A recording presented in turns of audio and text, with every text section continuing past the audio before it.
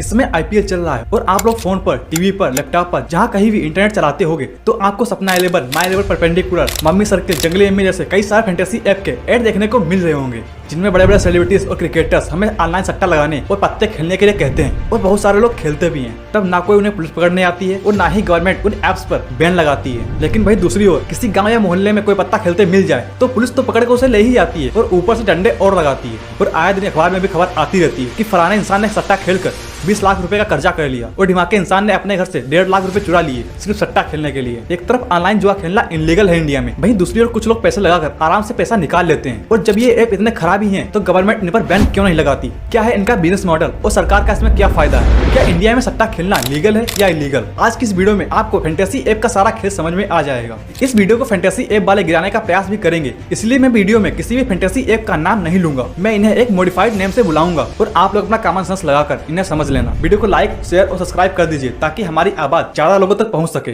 तो ये बात है 2018 की, जब एक 33 साल के आर्मी ऑफिसर को फैंटेसी ऐप सपना 11 के बारे में अपने दोस्त से पता लगता है, जहाँ पर अपनी टीम बनाकर 150 रुपए लगाकर करोड़ों कमा सकते हैं। फिर ये सपना 11 पर क्रिकेट में टीम बनाने लगे। खेल शुरू होता है 50-100 रुपए से, लेकिन फिर ये धीरे धीरे हजारों रुपए तक पहुंच जाता है। जब ये पैसे जीत जाते हैं तो पैसे और कमाना चाहते हैं और जब ये हार जाते हैं तो उसे रिकवर करना चाहते हैं और धीरे धीरे इनके सारे पैसे खत्म हो जाते हैं। क्रेडिट कार्ड लेते हैं और उसका भी लोन चढ़ा लेते हैं और फिर कुछ ही सालों में इन पर 35 लाख का कर्जा हो जाता है, जिसके बाद ये उदास रहने लगते हैं। पैसे बचे नहीं थे, कर्जा बहुत हो गया था। फिर 2021 में ये बैरक छोड़कर रेलवे स्टेशन पर चले जाते हैं अपनी लाइफ को खत्म करने के लिए। उस समय ये एक ट्वीट करते हैं और वो ट्वीट इनके यूनिट के लोगों को पता लग जाता है। तब इनको पकड़कर लाया जाता है। उसके बाद 20 दिनों तक कोलकाता के साइकियाट्रिक हॉस्पिटल में इनका इलाज चलता है। डॉक्टर इनके डिप्रेशन और एडिक्शन को दूर करने के लिए इनके मोबाइल को इनसे दूर कर देते हैं। और ये सिर्फ एक आर्मी ऑफिसर की कहानी नहीं है, देश भर में ऐसे लाखों लोग हैं जो इन फैंटेसी ऐप्स पर सट्टा लगाकर या तो कर्जे में डूब चुके हैं या तो उन्होंने अपनी लाइफ खत्म कर ली है। ऐसे एक ये है मध्य प्रदेश के संतोष कोल, जो शहर में रहकर जॉब की तैयारी कर रहे थे। इनके पिता इनको कोचिंग की फीस के लिए 40,000 रुपए भेजते हैं, लेकिन संतोष को फैंटेसी ऐप पर सट्टा लगाने की लत इतनी बुरी तरह से लग चुकी थी कि इन्होंने एक महीने के अंदर 40,000 रुपए गंवा दिए, जो उनके किसान पिता ने लोगों से उधार लेकर भिजवाए थे। और ये मैं सिर्फ हवा में बातें नहीं कर रहा हूँ, ये अल जजीरा का इंटरव्यू बताता है।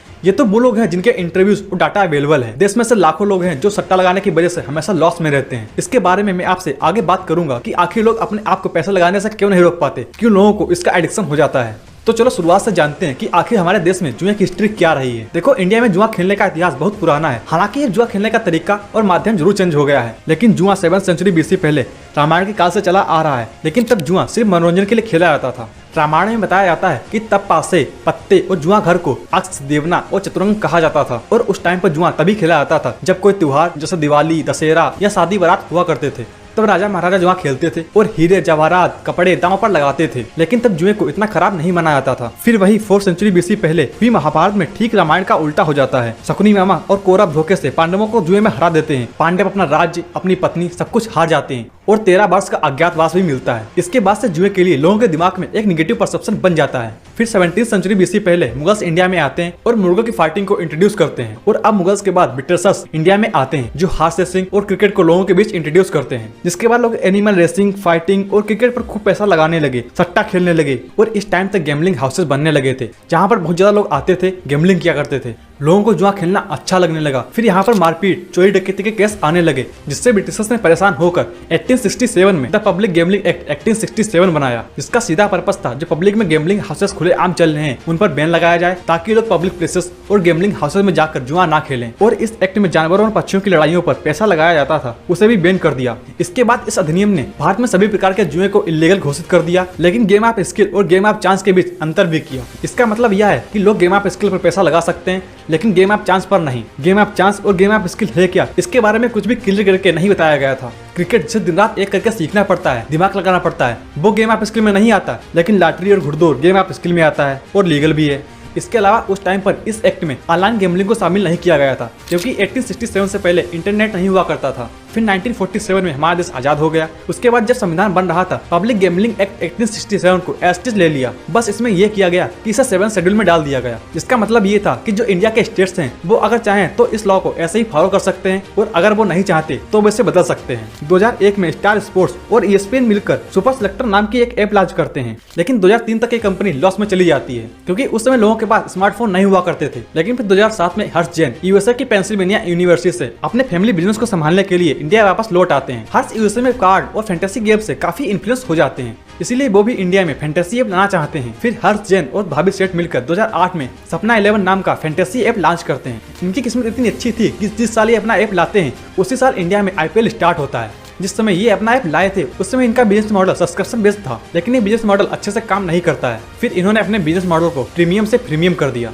अब तुमको पता ही है कि हमारे देश इंडिया में क्रिकेट की पूजा की जाती है और क्रिकेटर्स को भगवान मानते हैं। इसलिए जिस क्रिकेट की वजह से 2014 में जहां सपना 11 के 2 मिलियन यूजर थे, वहीं उसी क्रिकेट की वजह से 2018 में 45 मिलियन और आज 2024 में 20 करोड़ से ज्यादा यूजर हो चुके हैं। और ये कंपनी एक यूनिकॉर्न बन जाती है जिसका वैल्यूएशन $8 बिलियन तक पहुंच जाता है। कई लोगों को यूनिकॉर्न नहीं पता होगा कि क्या होता है यूनिकॉर्न।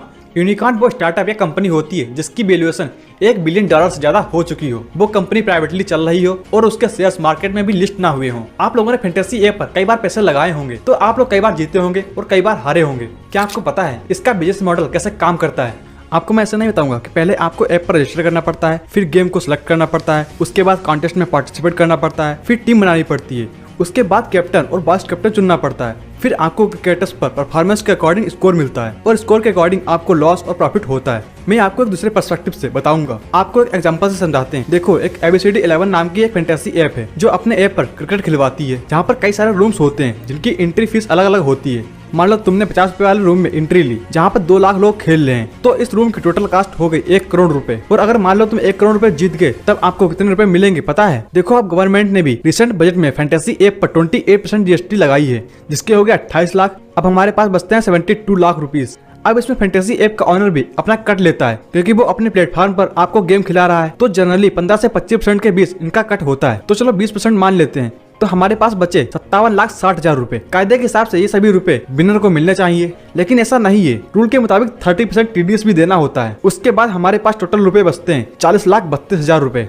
मतलब अगर तुम 1 करोड़ रुपए जीते हो तो तुमको इन हैंड मिलेंगे सिर्फ 40,32,000 रुपए। सरकार को मिलेंगे GST और TDS जोड़कर 45,28,000 रुपए और ऐप के मालिक को मिलेंगे 14,40,000 रुपए, जिसमें सबसे ज्यादा रुपए मिल रहे सरकार को। इसका मतलब ये है कि जीते आप नहीं, जीती सरकार है। ये तो सिर्फ छोटा अमाउंट है। द टाइम्स ऑफ इंडिया की रिपोर्ट के मुताबिक फैंटेसी स्पोर्ट इंडस्ट्री ने 2020-21 में 5,200 करोड़ रुपए सरकार के खाते में टैक्स के रूप में डाला है और 2025 तक 24,300 करोड़ रुपए टैक्स डालने का एस्टीमेट लगाया गया है। एक तरफ एडटेक कंपनी लॉस में चल रही है, वहीं दूसरी तरफ फैंटेसी स्पोर्ट्स वाली कंपनियां यूनिकॉर्न पर यूनिकॉर्न बनती जा रही हैं।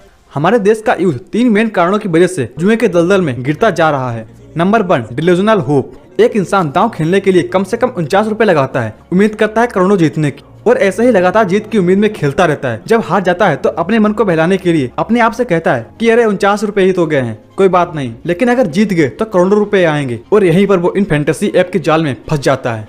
दूसरा कारण है इन एप्स में इजी एग्जिट नहीं होना। जैसे आपने 49 रुपए लगाए, मान लो जीत गए तो आपको 100 रुपए मिलेंगे, जो कि एक अच्छा रिटर्न है। लेकिन ABCD 11 आपको इजीली बाहर निकलने ही नहीं देगा। वो एक शर्त रख देता है कि जब आपकी विनिंग अमाउंट 200 या 250 हो जाएगी तभी आप विड्रॉल कर सकते हो। और ऐसा भी नहीं है कि आप हर मैच जीतोगे ही, और मैक्सिमम टाइम तक आपके 200 से 250 रुपए बन ही नहीं पाते हैं जो आप इन्हें विड्रॉल कर पाओ। तीसरा रीजन है लोगों का ईगो। आज के लोग जैसे पहले ग्रुप बनाकर PUBG नहीं खेलते थे, वैसे बैठकर अब टीम लगाते हैं। कहते हैं कि जो प्लेयर मैंने सिलेक्ट किया है वो आज खूब रन बनाएगा, और दूसरा कहता है अरे नहीं, जो मैंने सिलेक्ट किया है वो रन खूब बनाएगा। और इसी ईगो की वजह से सट्टेबाजी और फैंटेसी एप्स की दुनिया में घुसते चले जाते हैं। और जब कोई हार जाता है तो वो अपने पैसे रिकवर करने के लिए खेलता है, और जो कोई जीत जाता है वो और जीतने के लिए खेलता है। इस सट्टेबाजी की वजह से जो लोग मैच देखना तक पसंद नहीं करते, वो अपने काम धाम को छोड़कर पूरा मैच देख डालते हैं। आज दिन आप देखते होंगे फलाना इंसान ने ऑनलाइन जुए में अपने ऊपर 20 लाख का कर्जा कर लिया, दिमाग के इंसान ने फैंटेसी ऐप पर लाखों रुपए गंवाने के बाद सुसाइड कर लिया। और ऐसे ही बहुत सारे केस आए दिन अखबारों में छपते रहते हैं। इसमें गवर्नमेंट, सेलिब्रिटीज और क्रिकेटर्स का भी बहुत बड़ा रोल होता है। इनके एड आते हैं, आपने देखा होगा, टीम से बड़ा कुछ नहीं, अरे ये तो मैं कर लूंगा, तुम बस टीम बनाओ। और जिसको तुम रोल मॉडल मानते हो, जब सामने से आकर वही कहे अरे भाई तुम टीम बनाओ, ये तो मैं कर लूंगा, और साथ में तुम्हें लो एंट्री पर करोड़ों रुपए जीतने का लॉलीपॉप भी दिया जाए, तो कौन नहीं जाएगा। क्रिकेटर्स, सेलिब्रिटीज कहें भी क्यों ना, ये तो पैसा कमा रहे हैं। ऐप का मालिक भी पैसा कमा रहा है, सरकार भी पैसा कमा रही है, BCCI भी पैसा कमा रही है। जब सभी लोग इसमें पैसा कमा रहे हैं तो इतना सारा पैसा आ कहां से रहा है? ये पैसा आ रहा है आप लोगों की जेब से, और आप लोग हंसी खुशी इसे दे रहे हो। एम्स में क्लिनिकल फार्माकोलॉजी की प्रोफेसर डॉक्टर रचना भार्गव कहती हैं कि इंडिया में कई लोग फैंटेसी ऐप पर पैसा तब तक लगाते हैं जब तक कि उन पर लाखों का कर्जा, एडिक्शन के शिकार और सुसाइड करने की नौबत ना आ जाए। Doctor Rachna Bhargava rest of world को बताती हैं कि हमारे यहाँ हर दिन कोई ना कोई फैंटेसी ऐप एडिक्शन के मरीज आते हैं, लेकिन वो एक बार आने के बाद दोबारा शर्म के मारे आते ही नहीं। डॉक्टर कहते हैं कि जो ये जुए का एडिक्शन है ये सिगरेट, अल्कोहल और की तरह है। जिस तरह सिगरेट की आदत लग जाने के बाद बार बार पीने का मन करता है, वैसे ही जुए की लत लगने के बाद बार बार खेलने का मन करता है। ट्रांसलेशनल साइकियाट्रिस्ट के अनुसार दिमाग का जो हिस्सा इंपल्स कंट्रोल करता है वो वीक हो जाता है, मतलब कि उसका अपने आप पर कंट्रोल कम हो जाता है। और कुछ लोग के मन में अभी भी एक सवाल आ रहा होगा कि क्या ये फैंटेसी ऐप कभी बंद भी होंगे या नहीं। तो इसका आंसर है नहीं, क्योंकि इसमें government, cricket, hockey, football, volleyball board, app का ऑनर सभी मिलकर करोड़ों रुपए कमा रहे हैं। जब भी इन पर कोई केस करता है तो फैंटेसी स्पोर्ट के मालिक कोर्ट में अपने प्लेटफॉर्म को गेम ऑफ स्किल प्रूफ करके लीगल बना लेते हैं। तो कहना मुश्किल है कि आने वाले टाइम में ये बंद होंगे, बल्कि बढ़ते टाइम के साथ फैंटेसी ऐप की मार्केट साइज बढ़ती ही जा रही है।